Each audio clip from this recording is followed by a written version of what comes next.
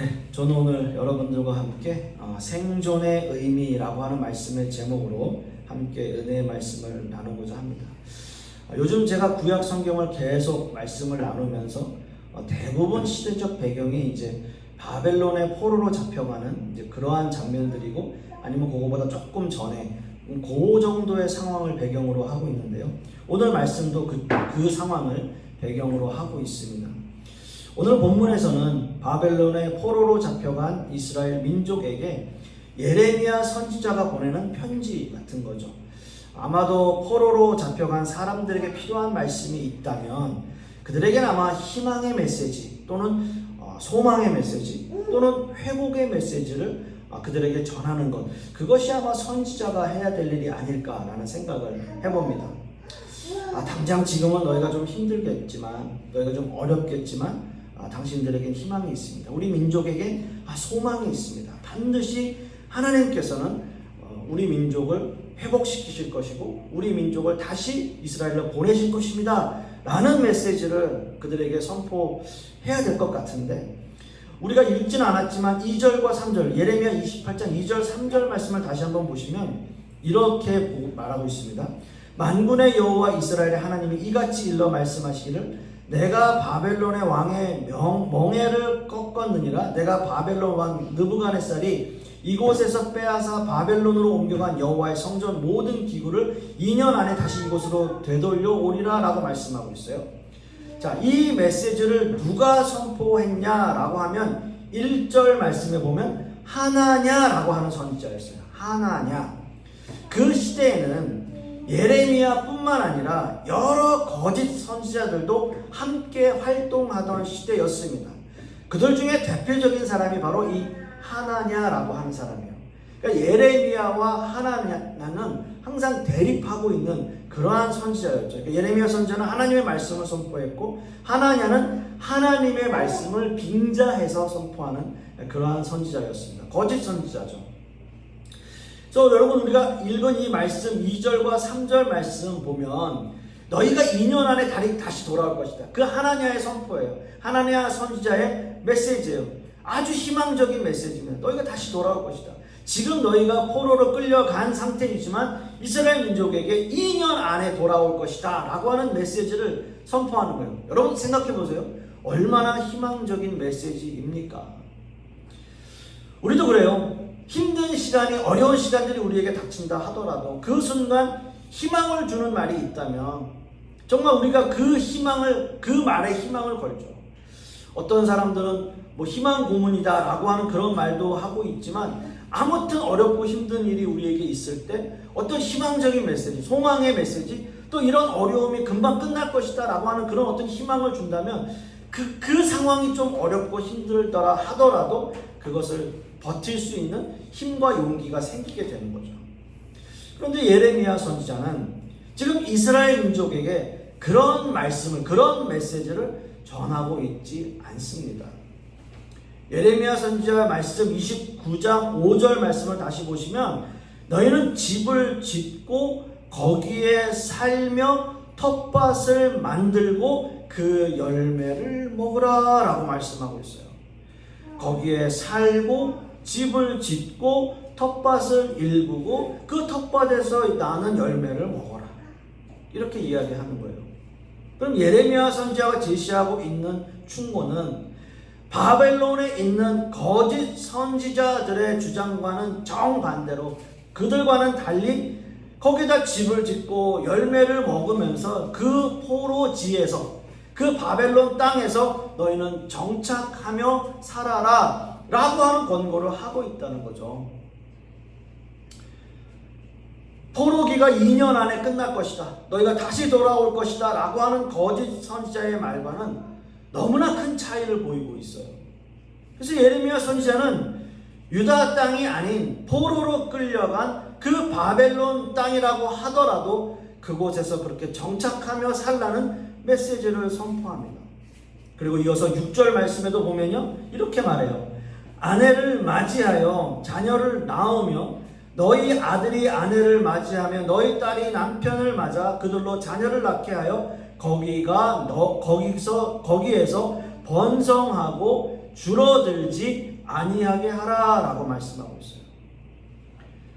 그냥 그곳에서 집 짓고 살고 열매 먹고 그렇게 하는 것뿐만이 아니라 그곳에서 결혼하고 시집가고 장가가고 아이 낳고 오히려 더 그 수가 늘어나게끔 거기서 살으라는 거예요. 시집가고 장가가고 거기서 살으라는 거예요. 아이 낳고 살라는 거예요. 그런 메시지를 선포하는 거예요. 거기서 끝이 아니에요. 7절 말씀을 한번 더 보시면 너희는 내가 사로잡혀 가게 한 그 성읍의 평안을 구하고 그를 위하여 여호와께 기도하라. 이는 그 성읍이 평안함으로 너희도 평안할 것임이라 라고 말씀하고 있어요. 심지어 자신들이 포로로 잡혀간 나라 그 바벨론 땅의 번영과 평안을 위해서 노력하고 그것을 위해서 기도하라 라고 당부하고 있는 거예요. 바벨론의 왕권을 번영시키기 위해서 구하고 기도하라. 그들의 평안을 기도하라 라고 말씀하고 있는 거예요. 예레미야 선지자의 이 충고, 이 말씀, 이 메시지 과연 포로로 끌려간 그 이스라엘 민족들에게는 납득이 되는, 이해가 되는 말씀이냐라는 거죠. 아니, 납득되기 너무나 힘들 것 같아요. 어려울 것 같아요.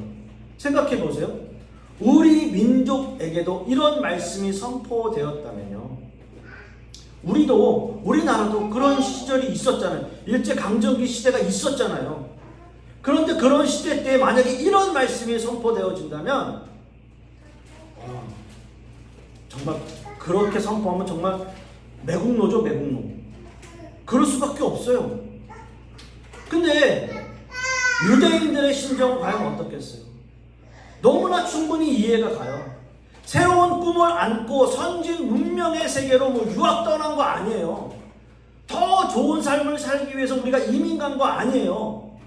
그렇게 떠난 거 아닙니다. 이스라엘 민족들 다 강압적으로 포로로 잡혀간 사람들.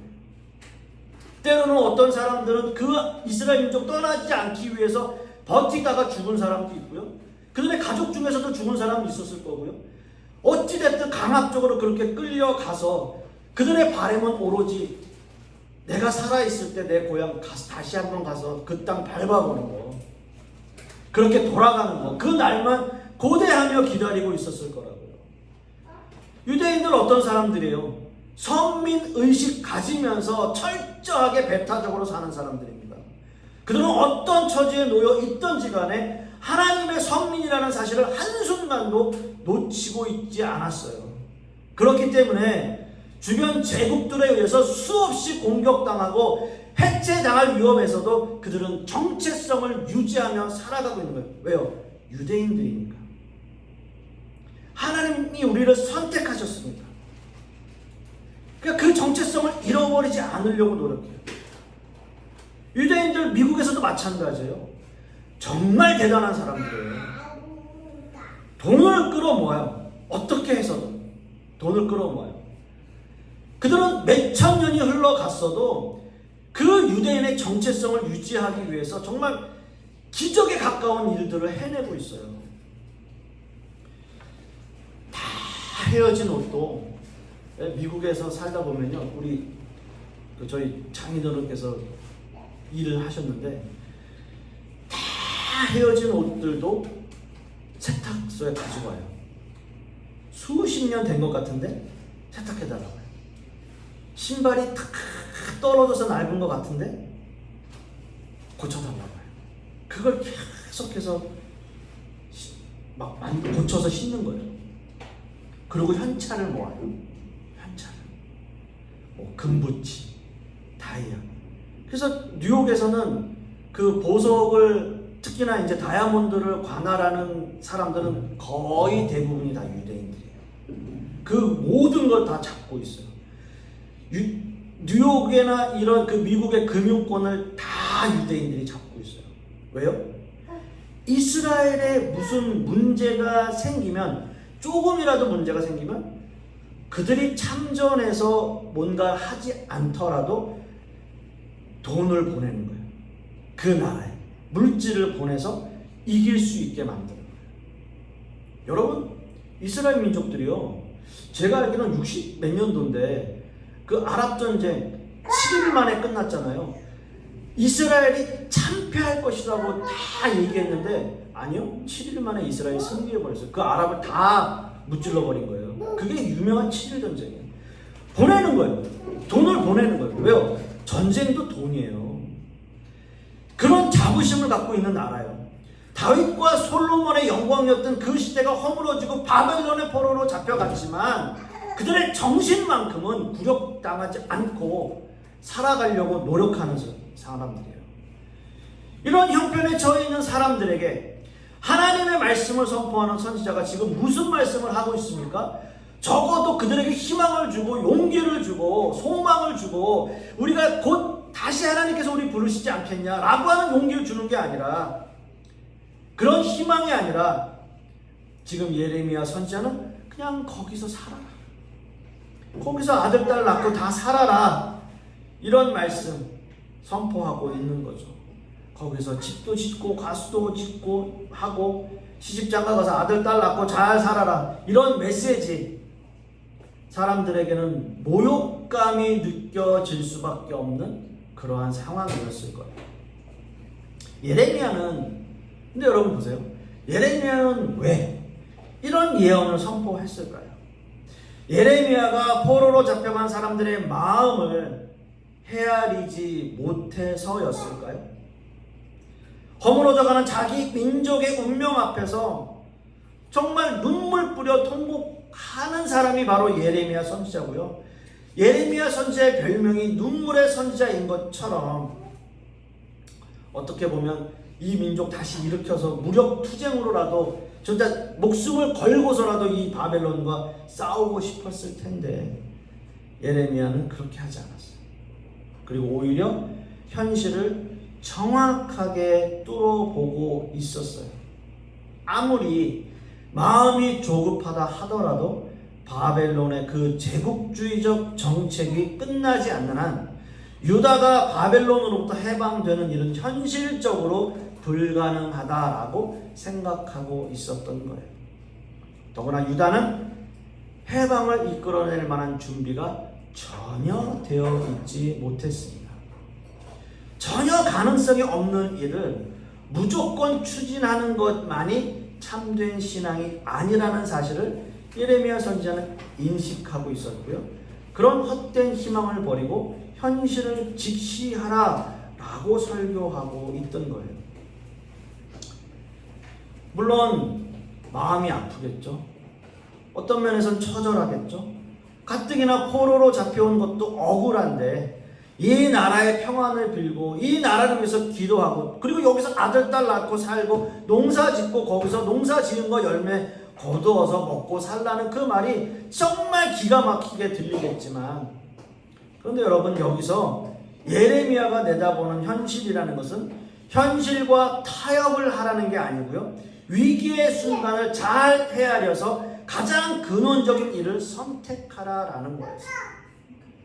지금 포로로 잡혀간 이 사람들에게 가장 근원적인, 가장 본질적인 일은 생존하는 거예요. 생존. 하나님의 백성으로 살아남는 것, 그 자체가 바로 그들에게 가장 우선적인 하나님의 뜻이라는 거죠. 절체절명의 위기에는 생존에 대한 전력을 다해야 됩니다. 만약 그들이 바벨론과 싸우겠다는 어떤 만용을 부리다가 결국 멸망하고 만다면 더 이상 그들은 살아남을 수 있는 길이 없다라는 거죠. 사랑하는 성도 여러분, 우리도 그래요. 신앙적으로 또 현실적으로 너무너무 힘들어질 때는 가장 기본으로 돌아가는 거예요.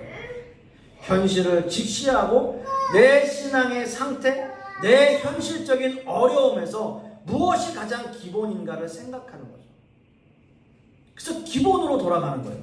어떻게 보면 다 마찬가지일 거예요. 그 교회들도 마찬가지죠. 힘들고 어려울 때일수록 그냥 기본으로 돌아가는 거예요. 그리고 생존하는 거예요. 한마디로 버티는 거예요. 버티는 거예요. 현실이 어렵다면 현실에서 필요한 가장 기본적인 일부터 하라는 거죠. 이것이 신앙적으로, 현실적으로 살아남는 비결입니다. 대부분의 신앙인들은 이걸 안 해요. 그냥 어떻게 하든 세상적인 방법을 동원하거나 아니면 내 힘으로 이 모든 것을 해결하려고 노력하다 보면 결국 실패할 수밖에 없는 거죠. 예레미야가 이렇게 생존에 높은 가치를 두는 이유는 단지 이 세상에 살아남기 위한 생존 전략에 있는 게 아니라 인간의 역사에 개입하시는 하나님의 능력, 우리의 생각을 뛰어넘으시는 그 하나님의 능력을 인식하고 있기 때문입니다. 인간이 아무리 노력을 기울여도 어찌할 수 없는 일들이 세상에는 많이 있다라고 하는 것을 예레미야 선지자는 알고 있었어요. 그 영역이 바로 하나님께서 하시는 거예요. 그렇게 한다면 우리가 할 수 있는 일은 뭡니까? 그냥 나에게 맡겨진 일에 최선을 다하는 거예요. 내 영역을 뛰어넘는 것은 하나님께 맡기는 거예요. 이게 최선이에요. 내가 할 수 있는 일은 하고 내가 할 수 없는 것은 하나님께 맡기는 거죠. 오늘 함께 읽은 본문 10절 말씀을 보시면 여호와께서 이와 같이 말씀하시니라. 바벨론에서 70년이 차면 내가 너희를 돌보고 나의 선한 말을 너희에게 성취하여 너희를 이곳으로 돌아오게 하리라 라고 말씀하고 있어요.